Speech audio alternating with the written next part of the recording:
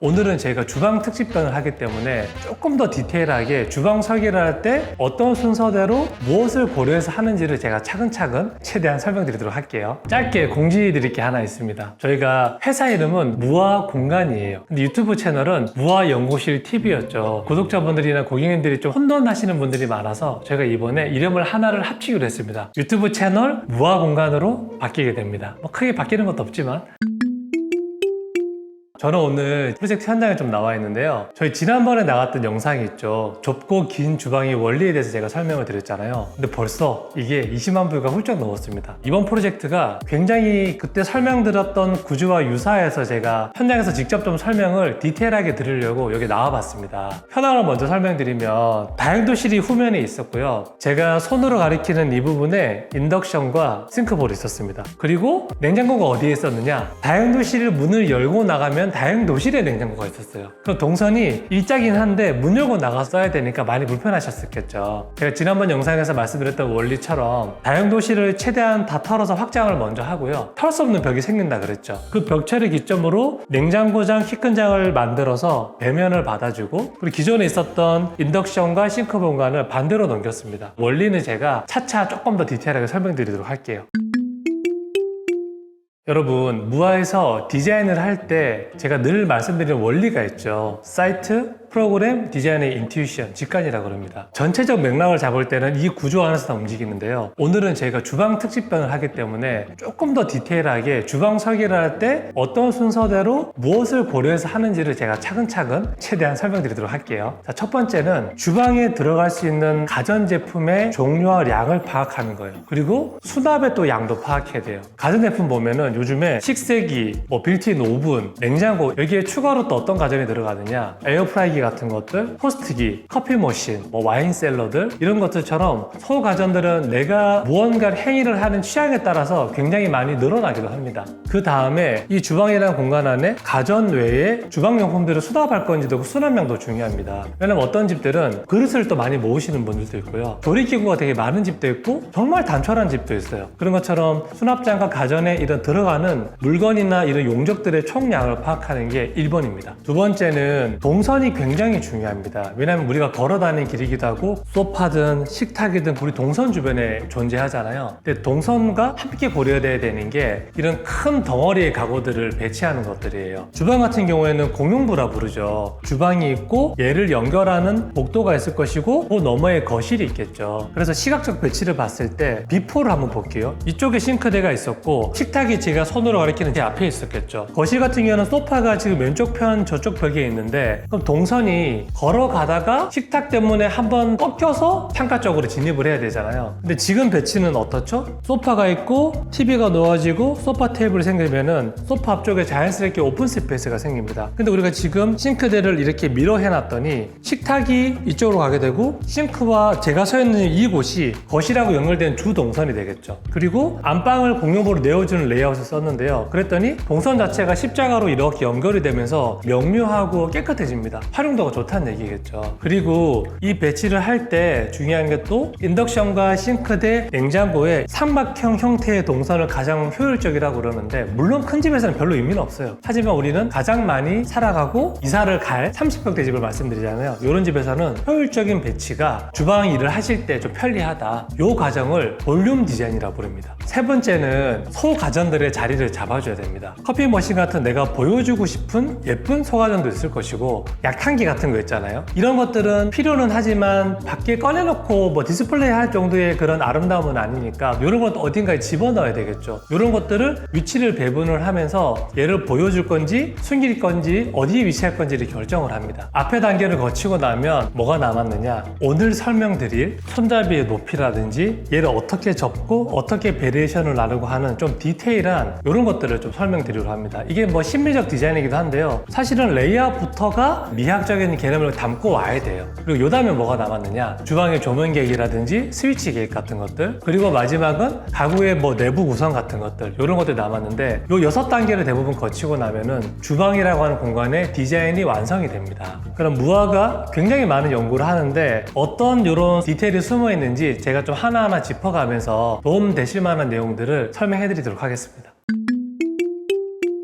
여러분, 제가 냉장고와 냉장고장이라고 부르는 걸 먼저 설명을 드릴게요. 여러분들 다 싫어하시는 게 냉톡티 되게 싫어하잖아요. 보통 얘들은 프리스탠딩 냉장고가 그런 형태인데요. 삼성으로 치면은 뭐 키친핏, 그리고 LG로 치면은 LG 오브제 이런 라인들, 이런 애들을 그냥 통칭해서 저희는 세미 빌트인이라고 불러요. 그러면 30평형대 집에는 보통 어떤 것들이 들어가느냐, 이번 프로젝트 같은 경우에는 고객님께서 LG로 세팅을 하셔가지고 LG 기준으로 말씀드려 볼게요. 한 4인 기준 봤을 때 포도 냉장고 한 대랑 김치 냉장고 하나가 조합됐을 때 실제로 사용성이 적합하다라고 판단해요. 물론 이제 더 많이 필요하신 분도 있고 음식물을 많이 보관하시지 않은 분들은 작아도 상관없다는 분도 있긴 하지만 통상적으로 포도 하나, 김치 냉장고 하나. 근데 여기는 어떻게 적용되어 있죠? 포도 한 대가 지금 대면에 위치가 되어 있고요. 김치 냉장고 한 대는 여기 안 들어있어요. 뒤로 보내놨죠. 왜 이렇게 됐을까? 요 논리를 좀 설명을 드릴게요. 주방이라 부르는 요 총 너비가 얼마느냐? 3055가 이 주방의 너비입니다. 사실은 넓지 않은 구조잖아요. 4인용 식탁이 들어가야 되니까. 그랬을 때 제가 싱크가 있는 벽에서부터 치수를 역산해서 나와 볼게요. 싱크대가 싱크 대리석 위에 수전이 올라가려면은 최소 640이 필요합니다. 그래서 요 폭이 640이고요. 지금 동선을 제가 950으로 설계를 했어요, 저희가. 근데 제가 지난번 영상에 말씀드렸죠. 미니멈 900에서 1200 정도까지 가면 좋다. 근데 제가 여기는 950을 적용했다 말씀드렸어요. 요건 제가 좀 이따 설명드릴게요. 자, 그러면은 LG 냉장고 기준의 4도어가 길이가 얼마느냐? 914mm입니다. 그리고 김치 냉장고 한 통 말씀드렸던 요 너비가 얼마냐? 666mm예요. 그러면은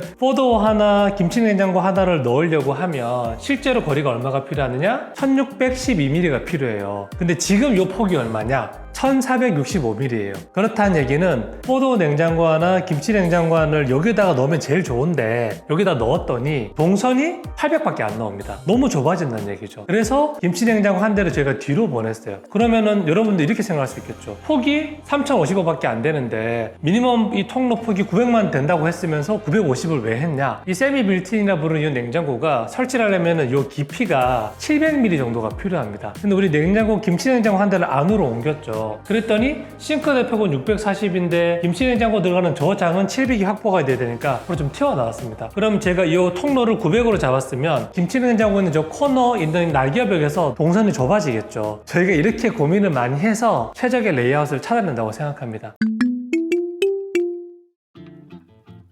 여러분, 제가 하부장에 어떤 것들이 들어가고 어떤 것들이 배치되고 어떤 치수가 따라가는지를 설명을 좀 드리도록 할게요. 하부장이라는 곳에는 세 가지의 덩어리가 따라가요. 첫 번째는 인덕션, 두 번째는 식세기, 세 번째가 싱크대예요. 근데 얘들은 사이즈가 정해져 있습니다. 인덕션을 보통 넣고 장을 짜서 얘를 집어넣으려면 800의 사이즈가 필요해요. 식세기는 얼마냐? 600의 사이즈가 필요합니다. 그리고 싱크볼은 사이즈 따라 조금 줄이고 넓이고 하긴 하지만 보통 1000 정도의 폭이 필요합니다. 그리고 600짜리 식세기와 싱크볼 1000짜리가 세트로 움직이기 때문에 1600 요 모듈이 왔다 갔다 하겠지만 항상 따라다닌다. 그리고 얘는 위치를 잡을 때 분배기가 있는 자리에는 식세기를 설치하지 못해요. 뒤에 공간이 점검이 안 되기 때문에 분배기 위치에 따라서 이 싱크볼이나 식세기가 위치가 결정된다. 그 말씀을 드리고 싶습니다. 이 중요한 세 가지를 결정을 한 다음에 비는 공간들이 있죠. 이 공간들에 수납장이나 조리 동선, 준비 공간들을 고려해서 가구 계획을 합니다. 여러분, 제가 또 싱크대의 비밀을 좀 알려드릴게요. 싱크대는 인테리어 준비하시거나 할 때 고려하셔야 될 사항들이 꽤 있습니다. 내가 위에서 내려다 봤을 때 요만큼이 뚫려 있으니까 이것만 들어가면 내가 싱크대를 설치할 수 있지 않나 생각하시지만 아니에요.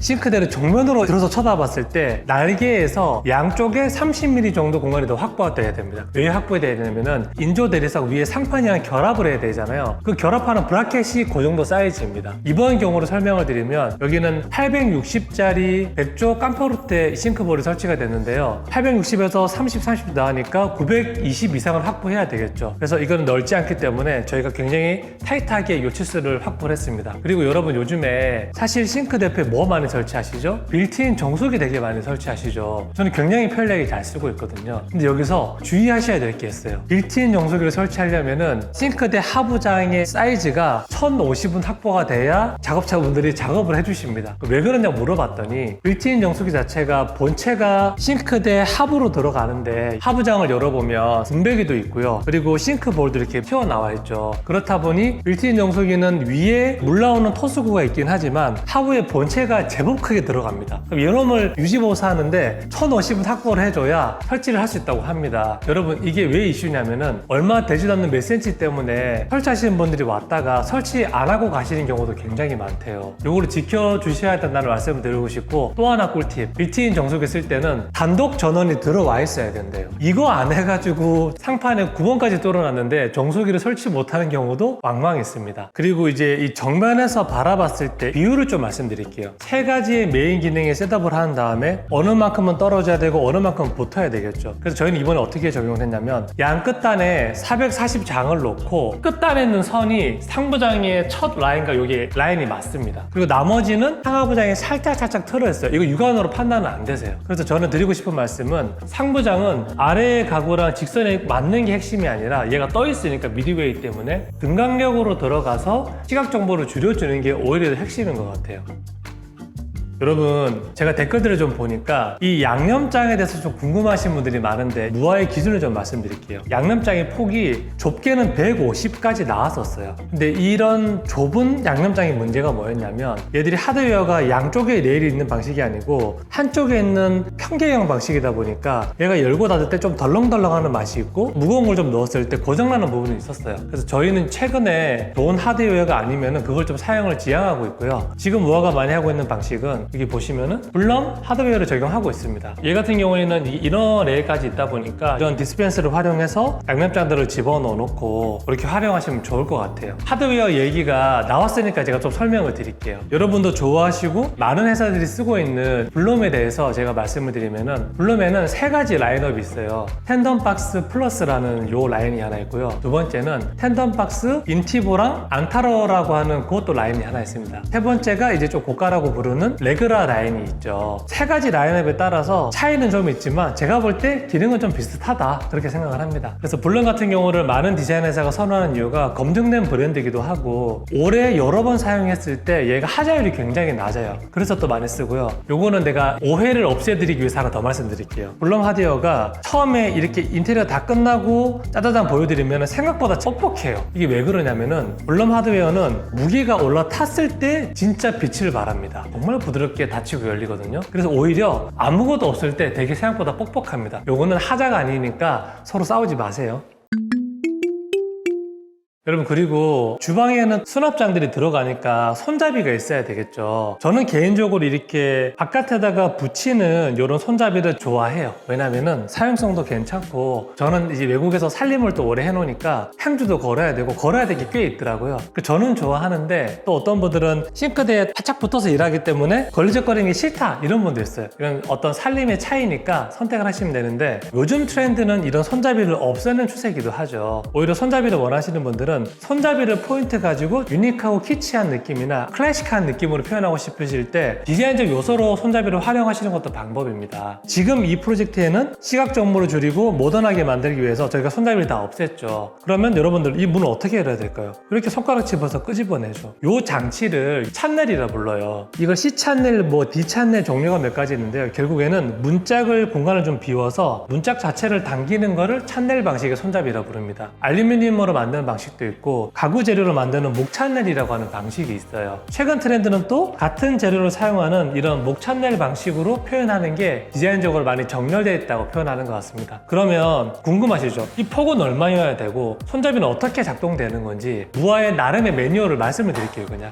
첫 번째는 12mm짜리 상판으로 봤을 때 상판과 도어 간의 요 그림자가 지는 이 손잡이 부분이 몇 mm로 해야 될까? 저희가 판단할 때는 25mm에서 35mm 정도의 요 대비 굉장히 좋다고 판단합니다. 여기는 25mm를 제가 맞춰놨어요. 제가 여러 가지 스터디를 해봤는데 25mm일 때 이 그림자도 되게 아름답고 선형도 되게 비율도 괜찮다고 판단합니다. 사용성도 나쁘지 않아요. 그러면 손가락이 들어가는 요 찬넬 부분을 이렇게 니은자로 만들어져 있는데요. 요 네치스를 22mm에서 25mm 정도로 보고요. 그 높이 값을 50mm에서 55mm 그리고 상황에 따라서 60mm까지 올리기도 합니다. 근데 지금 이 디테일이 똑같이 나오게 하시려면은 요 깊이 22mm 그리고 요 높이 52mm 하면은 딱 맞아떨어집니다. 왜 수치가 2mm까지로 떨어지는지 궁금하시겠지만 요거는 도어 자체가 18mm 기준으로 만들어지기 때문에 이 2로 떨어지거든요. 아마 인테리어 같이 하시는 분들이 정리해 주실 겁니다. 어쨌든 무아의 디테일은 요런 치수 값을 가지고 사용을 하고 있다. 그랬을 때 문을 딱 닫으면은 그림자가 싹 떨어지면서 꽤 괜찮은 이런 라인 정리가 되는 것 같습니다.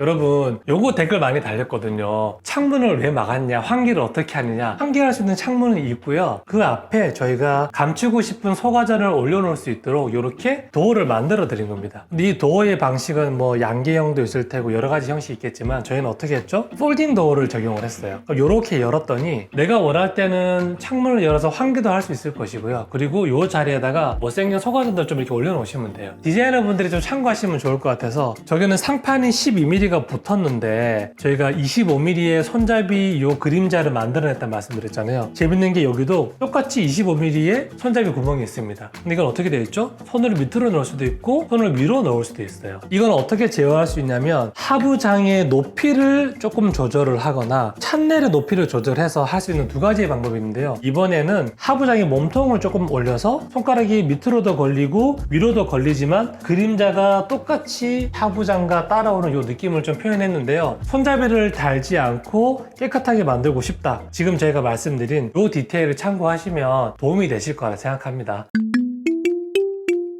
여러분 어떻게 보셨나요? 오늘 이 내용만 참고하셔도 꽤 좋은 디테일이 되지 않나 생각이 들고요. 사실 이런 얘기들을 다 이해하시고 우리 집에 적용하기는 힘드실 수 있어요. 근데 제가 이거 설명드린 이유가 여러분이 인테리어 하실 때 우리가 말씀드린 이 디폴트 안으로만 들어오면은 굉장히 좋은 집을 만들 수 있다고 생각해요. 정말 많은 것들을 알려드리고 싶고 말씀드리고 싶은데 너무 많아서 제가 고르기가 너무 힘들어요. 댓글을 좀 남겨주시면 궁금한 것들 저희가 다음 영상에 더 좋은 컨텐츠로 찾아뵙겠습니다.